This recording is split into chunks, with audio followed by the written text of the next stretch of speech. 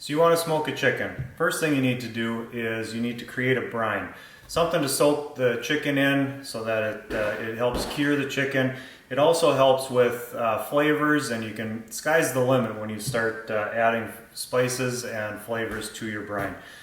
What I do is I typically will I'll take a 1 gallon pot and I'll add 2 quarts of water to it, and then I'll start adding my spices and seasonings. Some of those things that we have to add are going to be salt. So I use Morton's canning and pickling salt. I use some Lowry seasoning. I use crushed red pepper. We use rotisserie chicken seasoning. We use black pepper, garlic powder, basil leaves, and parsley flakes. And sky's the limit when you start adding in your spices. This is where you can get your creative juices flowing and add in there whatever you think smells good, whatever might taste good. You could add garlic salt, you could add onion powder, you could add poultry seasonings, you could add ground sage, you could add chili powder for a little bit extra kick. There's a whole bunch of spices. Go in your spice rack and give them a sniff, and whatever you think is going to taste good, sprinkle some of that in. I'm going to warn you right off the bat. I don't have any measurements that I specifically add for any of these spices. The only thing for sure that I add is going to be the canning and pickling salt. You want to make sure it's a 1-to-1 ratio. So if you use a gallon of water, you use a cup of salt. And by the time I'm done here, I'm just going to be using 3 quarts of water, between water and ice. And so I'm going to be using 3/4 of a cup of canning salt. So first things first, we're going to add our water to our pot.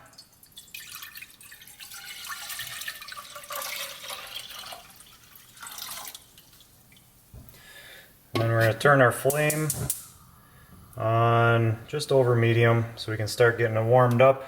We're going to eventually bring it to a boil, but as it's warming up, we're going to start adding our spices.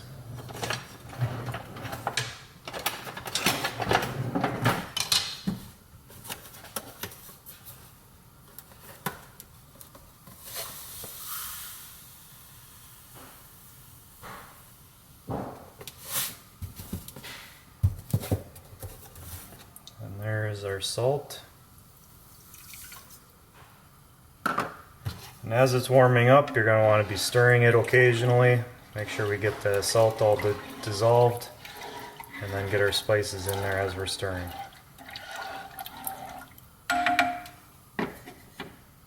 So again, as I told you, I don't have any specific measurements. I usually just go by sight and maybe what smells good.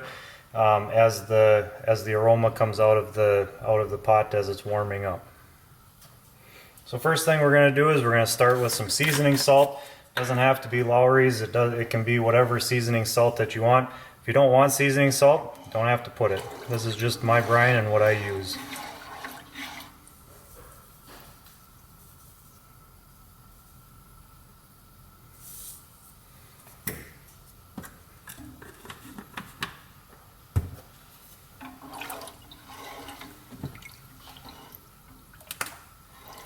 Then we're going to use some garlic powder. Typically I'll get the water moving in a circular motion before I start putting garlic powder. This is more of a granular form of garlic powder, but some garlic powders are going to be where they'll clump up, and it gets hard to break them apart as you're making your brine.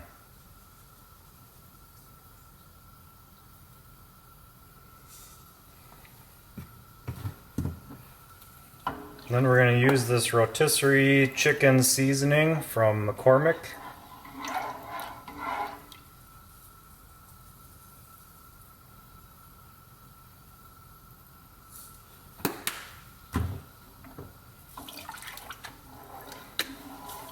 And then we're going to add some crushed red pepper.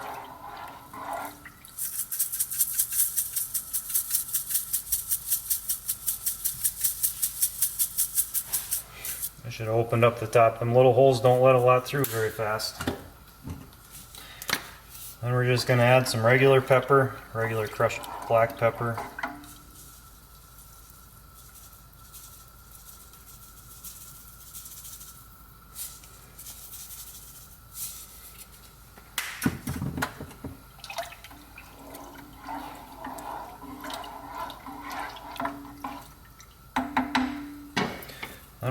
add some parsley flakes, and you can either use the little whole things, but that seems to take forever, or you can take the top off, and then as you add it, spread it out nice and even. It only smells good, but it looks kind of pretty. Same thing with our basil leaves. I'm actually going to stir the parsley in.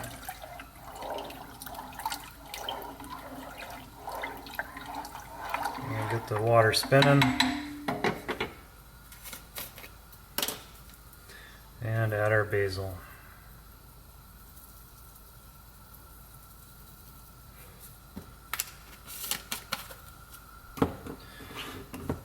Alright, and that is it for our spices. Now what we're going to do is we're going to let this heat up. We're going to start letting it boil.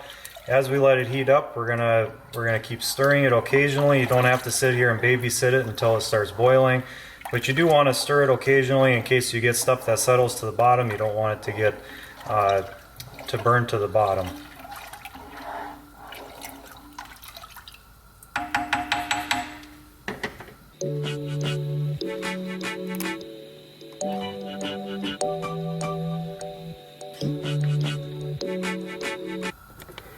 And once you get all your ingredients in there, it should look something, well, mine, it looks something like that. You can kind of see all the different spices in there, the crushed red pepper, and they kind of float to the top. So the importance of stirring, make sure that you get that stuff into the liquid as it's heating up.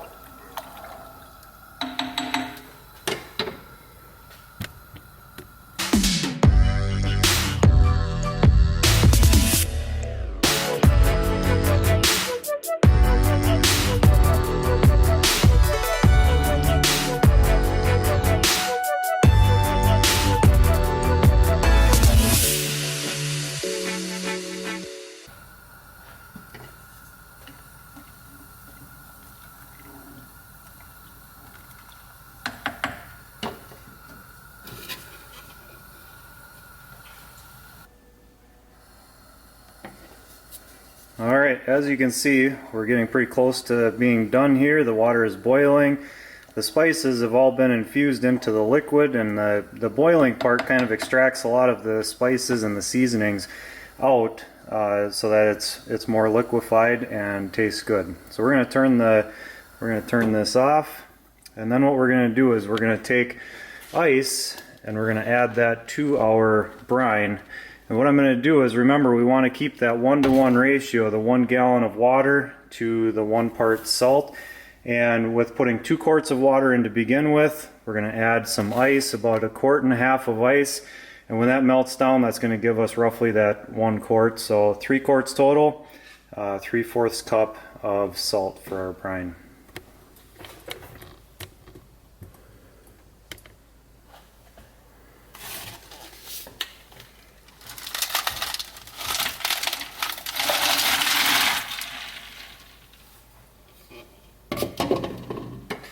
And you don't have to add ice if you don't want to. If you want, you could just add that 1/3 quart of water, and you'd be at that ratio right off the bat.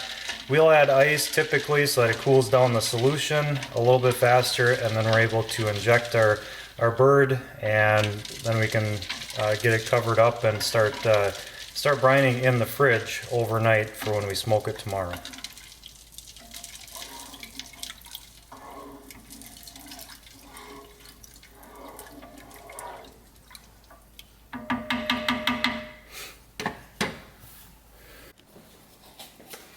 So once you get your brine done, typically what we will do is we're going to let them brine in an oven bag in the pot. Do you need to have an oven bag? No. But what we like to do is we like to use a Reynolds oven bag, and it holds up to, I think it says up to 8 pounds of meat. And they've got a little roaster here that they've got the oven bag in. We put it in a pot like this, and then we can put our bird in there, and then they can be submersed into the brine. So as we take the bag, we're going to open up the top here, and then we're just going to put it down in, and then wrap it around the top here. So it makes a nice little cradle for the birds when we put them in. Now we've done up to, I believe we've done up to like an 8-pound bird in one of these, so it can hold quite a bit. What we've got today is we've got 2 little birds, smaller ones that we're just going to cook up and set in there. So like I said, you could put an 8-pounder in there and it would hold it. We're just going to do 2 of them, 2 of the smaller ones for today. So when you set it in there, what I like to do is I like to have the legs facing towards me, the breast or the head of the bird facing down and away. And what we're going to do is we're going to take the brine, and you can still see some of the seasonings floating to the top here. So some of the salts or heavier stuff, that's going to float down to the bottom. So I'm going to give it a quick little stir here just to make sure that we're getting an even amount of seasonings and spices as we are injecting.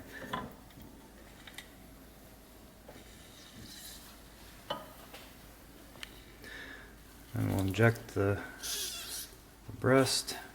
And the way the injector works, it's taking the liquids in here, and as you poke it in, there's an opening there, and then on the other side there's another opening. So as you're putting it into the meat or into the cavity, it's actually injecting both directions, and it's infusing the meat. It's allowing it to the spices to infuse way quicker versus if you were to just drop it into the brine solution.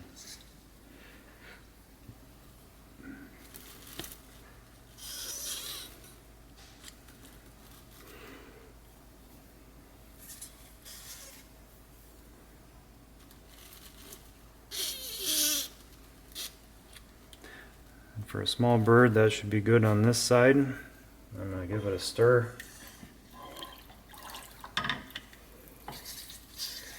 And hit the other side.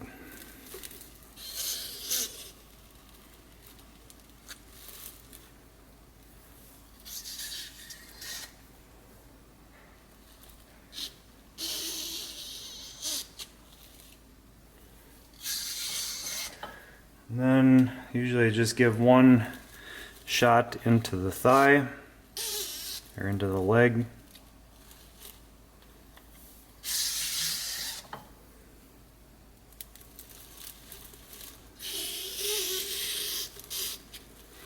Alright, and that bird is done, so we're going to go get the other one.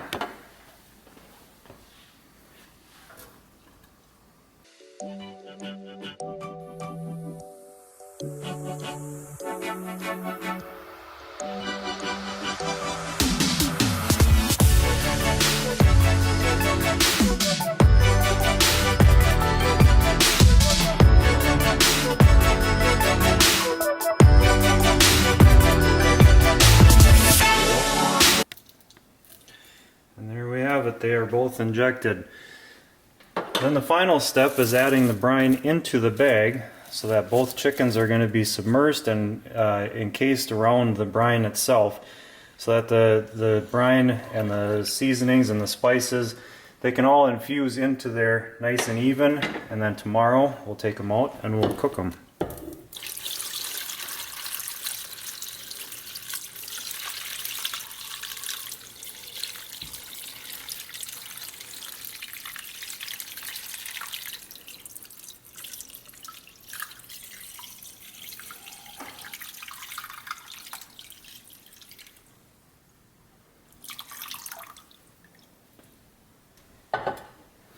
I'm going to get a twist tie.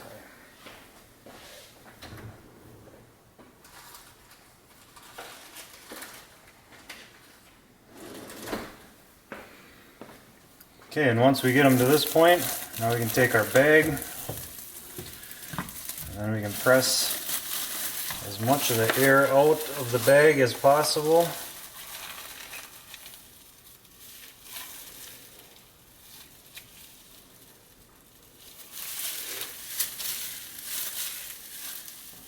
So that we don't leave any part untouched.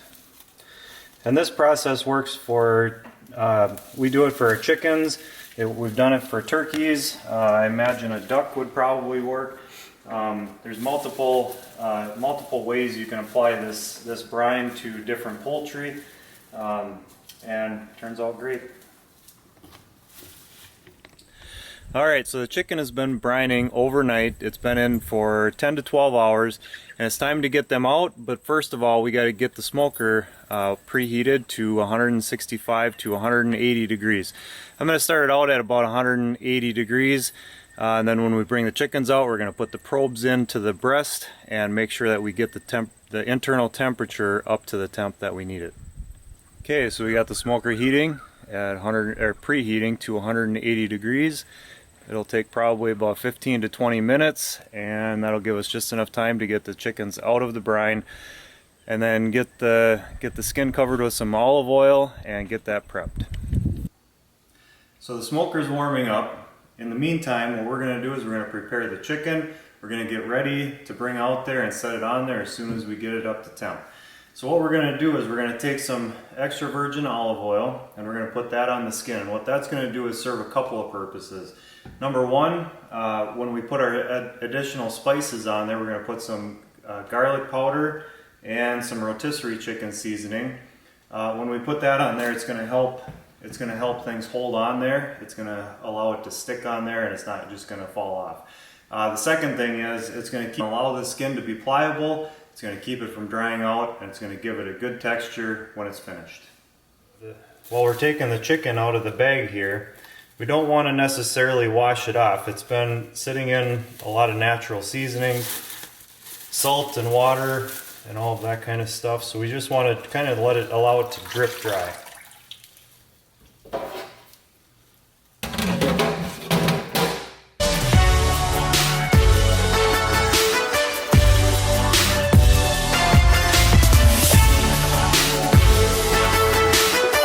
Alright, let's head on over to the counter.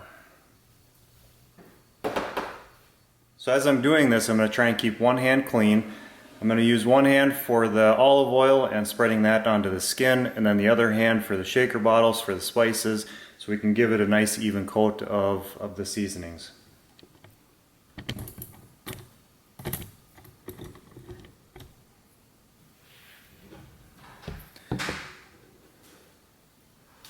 Now the olive oil, it only needs about a tablespoon, and then you just have to spread it around. Give it a nice even coat on the skin.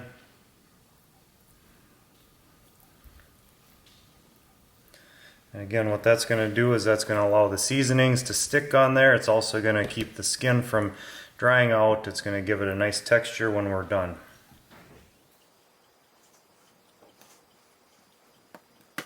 We're going to put a little bit of garlic powder on there.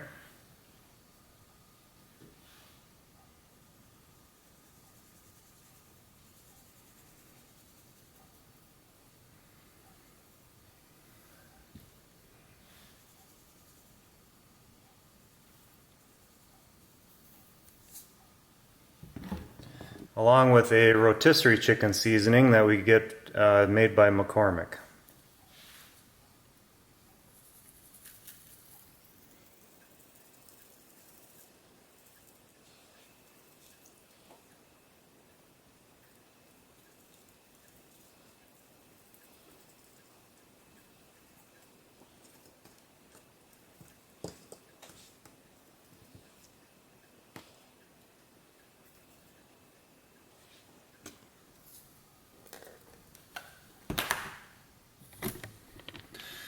And there we go.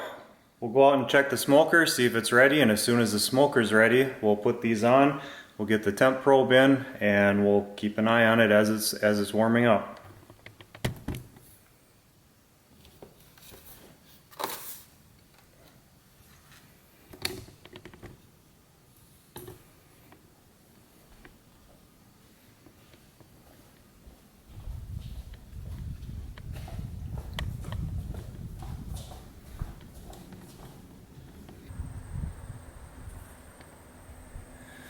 Alright, the smoker is up to 194 degrees. Smoker is up to 194 degrees, which is okay because when we open the door up, it's going to cool down quite a bit.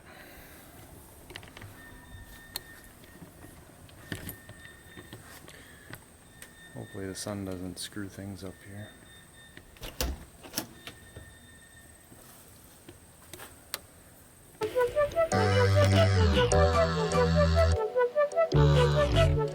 I'm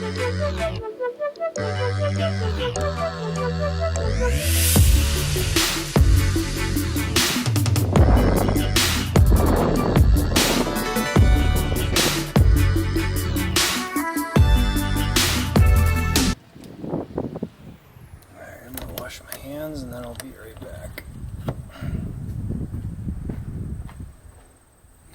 So what I like to use for smoking is hickory and apple wood chips. These are just a brand that we got from Walmart. They don't have to be anything special, but they work well. They're a larger chip, and they've done well for me in the past. So that's what I'm going to be using.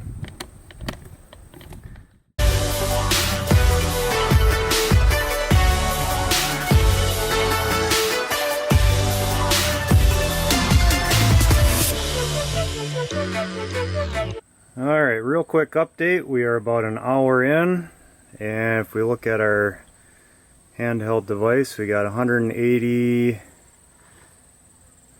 degrees Fahrenheit for the temp of the smoker. If I push the meat probe or the temp probe, the internal temp of the chicken is up to 112 degrees. And again, we've been here for about an hour. So I think I'm going to bump it up to 190. So we're going to change the temp. We're going to bump that up to 190. And now it's heating again. Next thing, at an hour here, I'm going to add a little bit more smoke.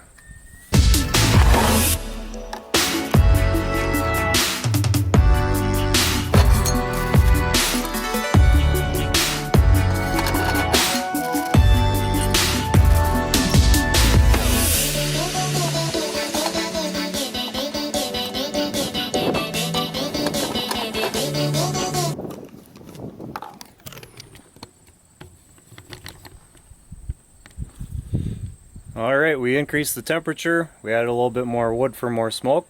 Now we wait again.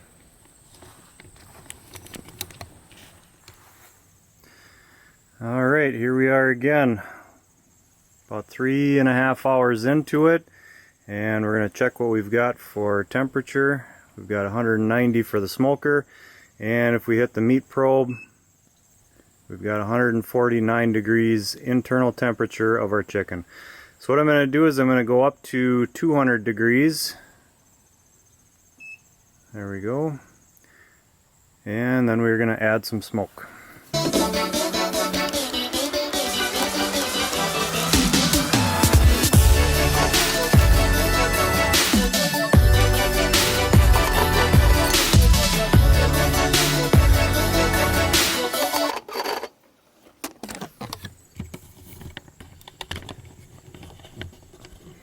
Alright, so we got the smoker going. One other thing I forgot to mention before is right up here we've got the venting. This allows the smoke to come out, or if you close it off, it keeps it warmer on the inside. A lot of that depends on how much smoke you want to be rolling through there. And it also depends on the temperature outside. If it's really cold outside, you might want to close it off just a little bit by moving this back and forth and allowing more heat to stay inside.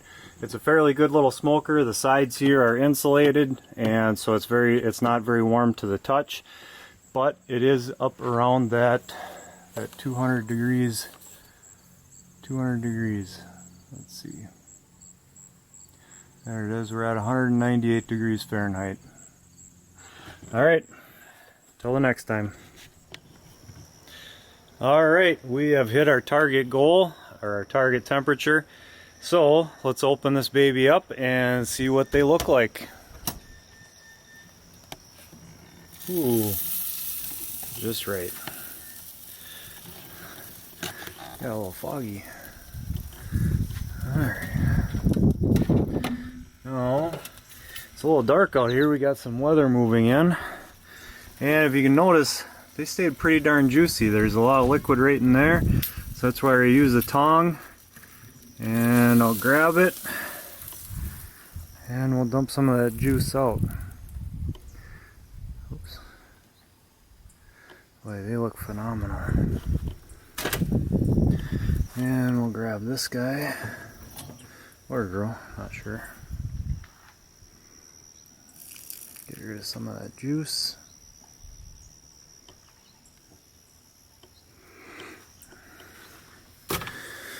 All right, and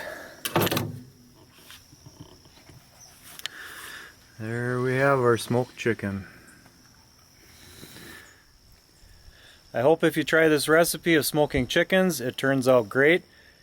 Good luck to you, and I'll see you next time.